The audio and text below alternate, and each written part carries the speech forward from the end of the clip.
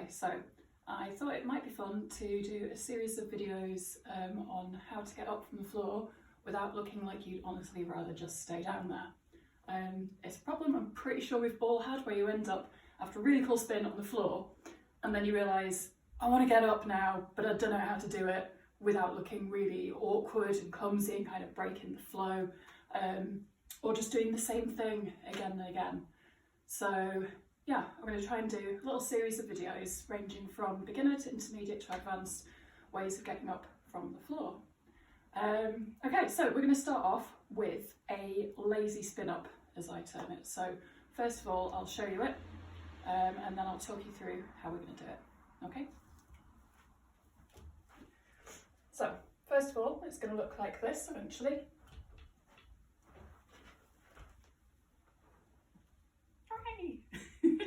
Okay, so we want to start off on our knees with our hips placed over our knees. So we may have landed on the floor like this. We may even have landed or been in this sort of position, or to take it one step further, you may have been on your back to then roll to your side, to then push up to your knees. Okay, so there's lots of different ways that you can get yourself into this starting position. You want knees beneath hips, in line with the base of the pole, a little bit of distance between you and the pole. You're going to place your inside hand up nice and high, engage, pulling that shoulder back and down. Imagine you're trying to pull the pole down out of the ceiling, okay? Outside hand comes across the body like this, both in normal true grip. So thumbs up and back around the pole. Your outside leg is where a lot of the momentum is going to come from, and this is really good training doing this lazy spin up for doing a full spin up, which we'll come on to in a little bit. But you want to bring your leg out to the side here. Now generally I prefer to have my leg pushed back behind me because I find it gives me more momentum, and also I like the shape of it better than this right leg out of the leg. So like this, and then I sweep it around through that position. But I don't have the space here, okay? But that's just something to take into account. So leg out to the side, knee facing in the direction that you're going, not up to the ceiling. And all we're going to do is we're going to draw a circle with the toe of this foot. I really hope it fits in my camera's view. If not, it doesn't matter. And as we do that, we're going to start bending the knee, tracing this circle with our toe. Once we get to this super attractive lunge position, where we've got a right angle here and a right angle here, we're going to start pivoting on the knee that's on the floor, okay? So this foot continues travelling as the knee on the floor pivots. Now once I get to the point where the pole is pretty much against the middle of my thigh with that travelling leg, I'm going to then let this knee continue to pivot until my foot comes under my bum, because that's going to allow me to push up from this, yeah, by having the foot under the butt instead of out here somewhere, which will make it difficult. And I'm just going to push my toes under like this, pull with the arms, push with this back foot, lead with the bum, straighten up the legs, bring up the head, and there you are, your lazy spin up, okay? So I'm just going to do this facing the other direction as well, and then you can see both angles. So whatever position we've been in on the floor, maybe lying down, maybe on our side, maybe having landed knees apart, we're going to come up to knees over hips, inside hand high, shoulder engaged, pulling back and down, pulling that pole down, outside hand across the body, both hands in true grip, thumbs wrapped around the pole, outside leg points out with the knee facing in the direction that you're going to go, so in front. We're going to swoosh around with this leg, bending it as we go.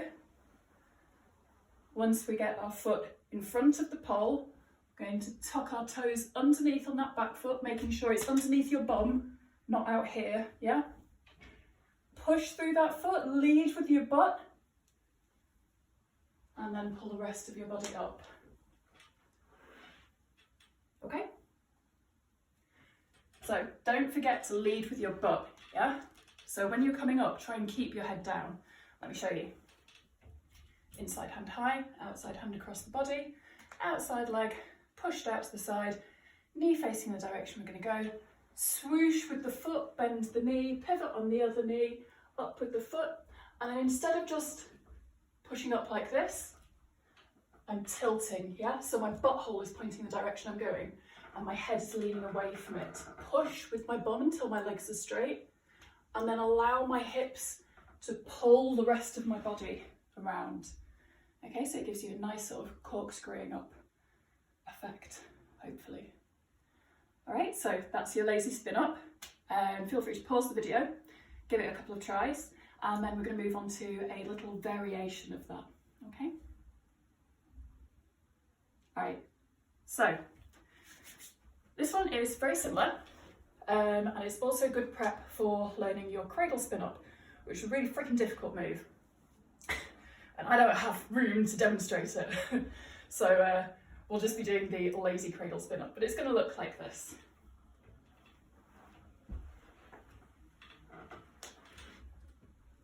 All right, so the only difference between this and the lazy spin up is the hand positioning. And the difference in the hand positioning is good for, as I said, getting you used to that kind of grip, but without actually having to take your weight into your body, ready for when you start progressing to learning cradle spins, so it doesn't suddenly become this really confusing way of having your hands when you're used to them being this way around. And it also enables you to really accentuate that head down, ass up kind of position, because it permits you to tilt more. So I'll quickly talk you through this one as well. So we have little distance between us and the pole, hips over knees, inside hand doesn't go up high, it comes down low, and we have what we call our magic finger pointing down. This magic finger is super important because if I just grasp the pole like this, with all 4 fingers wrapped around and my thumb wrapped around, with my hand, my arm pointing downwards, all of my weight when I push is going down into my wrist joint, which is at an angle, okay? So I'm putting a lot of pressure on a joint that has like an awful lot of different bones in it there. It's not good. As soon as I move that index finger down, see what's happened to my arm? Ooh. Ooh. It's realigned it. So now all of the weight is going down through my arm and pushing smoothly into a nice solid aligned joint, yeah? Not joint that's already under pressure from being bent. So point to the floor with that index finger. Even if it doesn't feel any different to you, because to be honest, we're not putting any weight in that arm, I want you to get used to doing that with your hand. Anytime your hand's facing down, you should always have that magic finger down. It becomes especially important when you get to doing things like butterflies, aishas, all that mat shit. And you want to really look after your wrists. So, inside hand, not up here like we have been doing, down, index finger pointing to the floor, magic finger. Outside hand is going to come up. Try and keep it with a little bit of a right angle in it. Again, we're not really taking much weight into our arms at this point, but it's a really good habit to get into, having a right angle in that arm, because it means that you can really pull and use your muscles instead of reaching up and hanging off it, yeah? So you'll find once you have your hands in this position, it's causing my body to lean this way a little bit.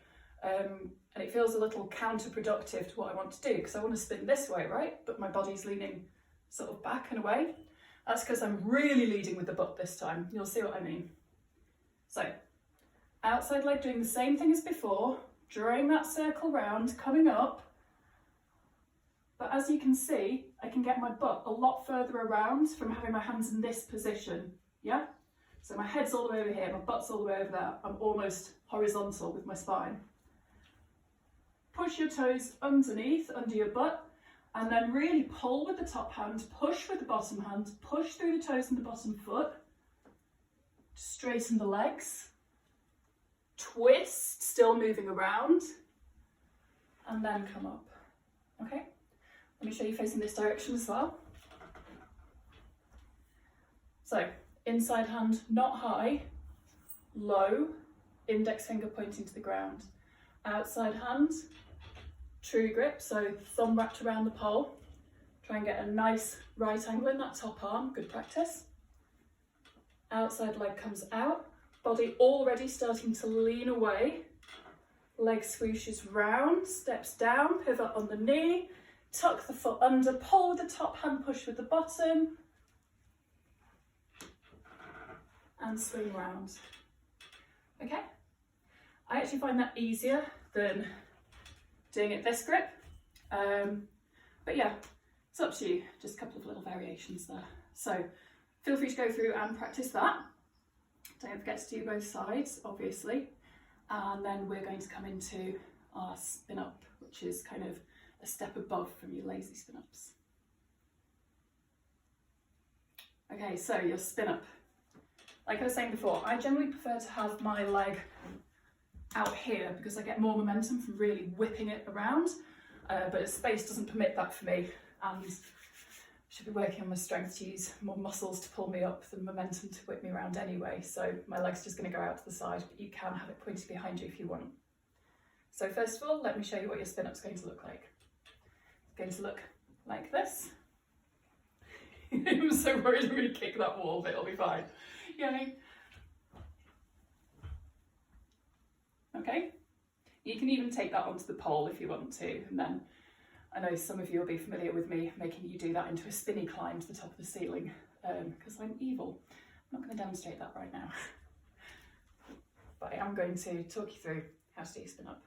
So as we've already been doing, hips over knees, little distance between you and the pole, inside hand comes up nice and high, shoulder engaged, pulling back and down, pulling the pole down out of the ceiling, outside hand comes across the body, outside leg points out nice and straight, knee facing the direction you're going to go, not facing upwards. And you're going to swoosh with this leg, and as you do, you're going to pull with your arms and try and lift both feet off the floor as you do it. Okay, so kind of think like a fire lady spin. And to begin with this back foot, you may want to start with the toes tucked under, and it gives you a little bit of an extra push to just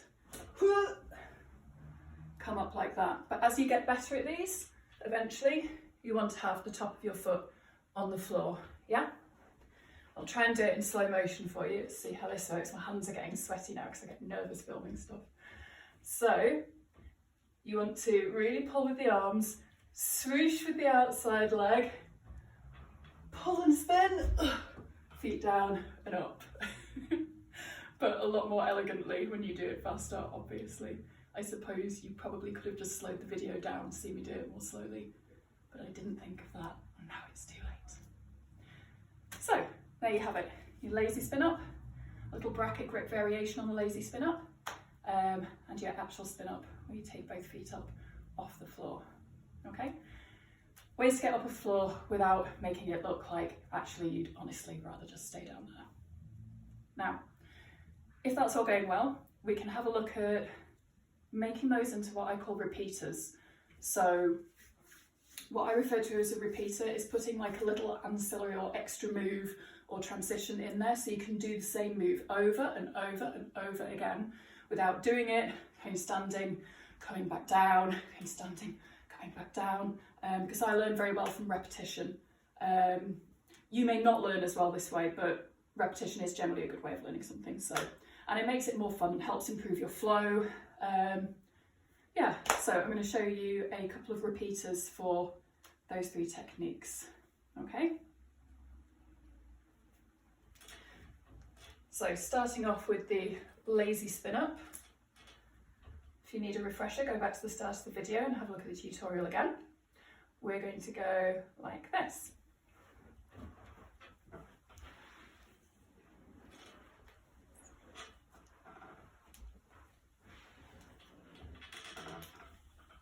Yay!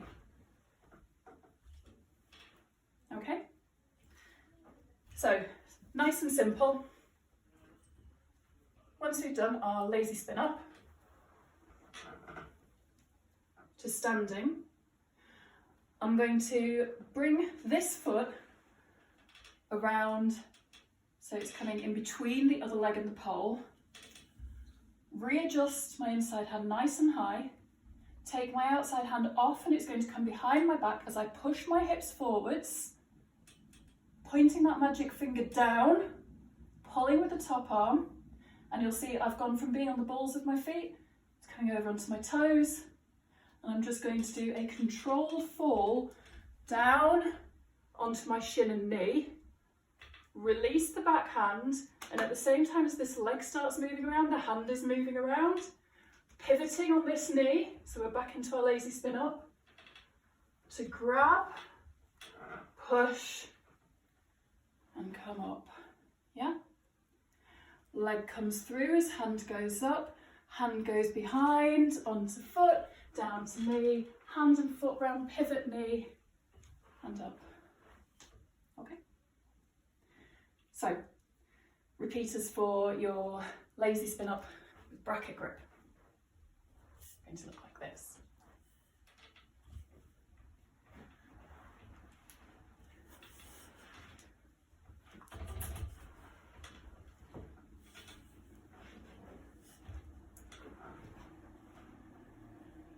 Okay, nice and simple for this one. Your hands don't actually change positions at all. They just slide down the pole. So we do our nice lazy spin bracket grip first. Again, go back to the beginning of the video and go through the tutorial again if you've completely forgotten what I'm on about. Once we come up, we're obviously going to slide the hands up as our body comes up.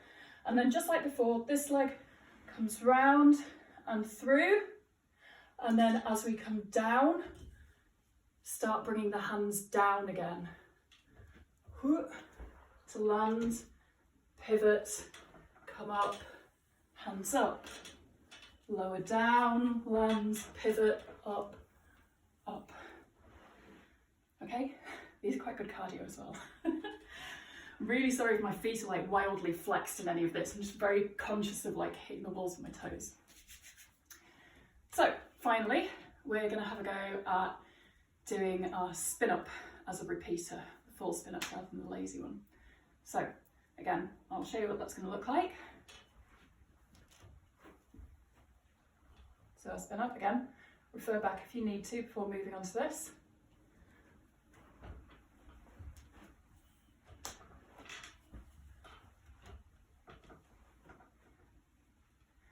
Okay, this one's really good actually for building like shoulder strength and core strength as well. And it feels really nice and floaty when you do it actually. So we do our spin up first of all. We're going to push up, move the inside hand up nice and high again, but making sure we're keeping that shoulder engaged. This hand, if it needs to, will adjust a little bit further up as well. And then we're just going to do a little spin where we lift the feet off the floor and then land on the shin. So whereas before we were rolling down over the foot onto the shin, onto the knee, here we're swooshing through, little spin to land on the knee, and then immediately pull up into the spin up again, okay? Do that one more time. Don't know why I keep starting them on the floor, the repeaters, I could start them standing up. Anyway, spin up, adjust, land, spin up. Okay. So that ends our little tutorial. I'm never sure how to end these. The end.